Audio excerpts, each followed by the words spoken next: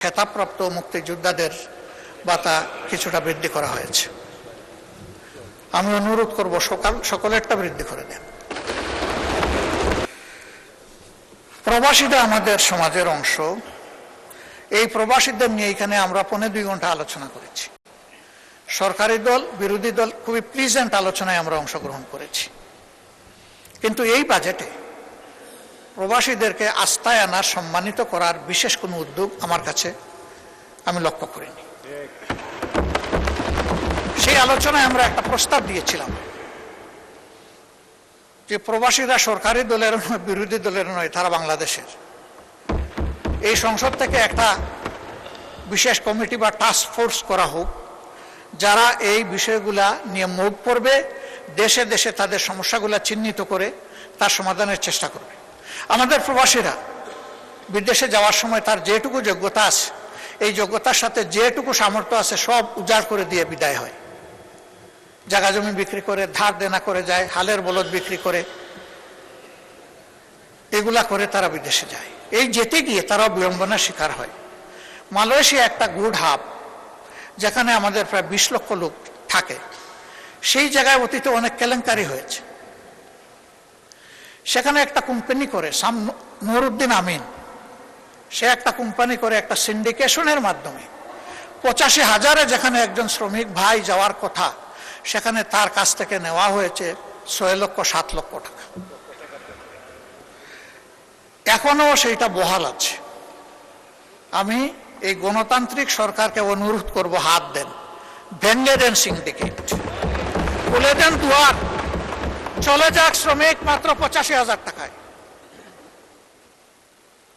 যারা জেলের ভিতরে আছে তাদেরকে মুক্ত করার জন্য আমাদের মাননীয় প্রধানমন্ত্রী তার সফরে কথা বলেছেন, ধন্যবাদ। তারা মুক্ত হয়ে আসলে এবং যদি তারা সেখানে কাজ পায় আমরা খুব খুশি হব। এদের কোনো দোষ নাই, এরা বুঝে নাই কোনটা জালিয়াতি আর কোনটা সঠিক। দালালের খপ্পরে পড়ে তাদের ভাগ্যে আগুন জ্বলছে। এই দালালদেরকেও আইনের আওতায় আনেন, শাস্তির আওতায় আনেন। এই চেইনটা ভেঙে দেন, খান খান করে দেন। ওই চেইন রেখে মলম দিলে আমাদের কোনো লাভ হবে না, বারবার ফুসকা উঠতেই থাকবে। তাদের আরো অনেকগুলো সমস্যা আছে, আমি সেগুলার দিকে গেলাম না। আর মালয়েশিয়ায় শুধু প্রবলেম না, প্রবলেম সর্বত্র। এক জায়গায় হাত দিলে সব জায়গায় কভার হয়ে যাবে, এবং আমি বিশ্বাস করি এটা আনঅ্যাচিভেবল নয়, এটা অ্যাচিভেবল। এখানে দরকার সদিচ্ছা আর কঠোর পদক্ষেপ। আমরা সরকারের সাথে এই ব্যাপারে আছি।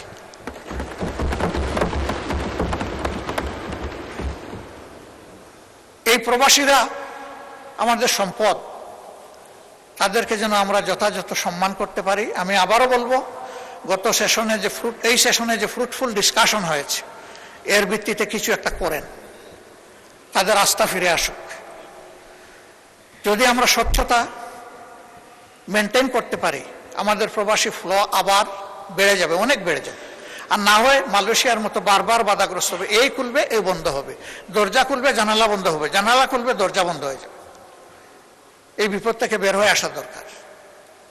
মাননীয় স্পিকার,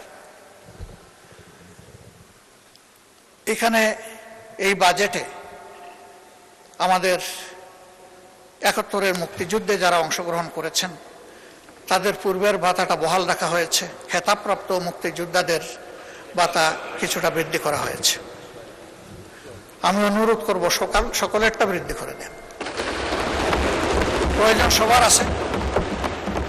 খেতাব যারা পেয়েছেন তাদেরকে তো জাতি আলাদা সম্মান করে, কিন্তু প্রয়োজনটা আছে সবার। এই জন্য সবাইকে এই জায়গায় সম্মানের জায়গায় আমরা নিয়ে আসি। গত 17.5 বছরে যত মানুষ জুলুমের শিকার হয়েছে, এমনকি 28 অক্টোবর থেকে, 28 অক্টোবর শুধু জামাতের লোকেরা নিহত হয় নাই, একদিনে 34 জন মানুষ বিরোধী দলের নিহত হয়েছিল। তার মধ্যে 14 জন জামাত ইসলামের, 20 জন বিএনপির।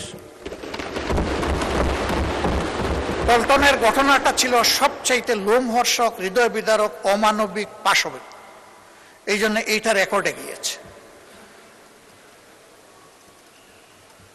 তাদেরকেও এই মজলুমের তালিকায় এনে 17.5 বছরে যারা খুন এবং গুমের শিকার হয়েছেন তাদের সকলকে বিবেচনায় আনা দরকার।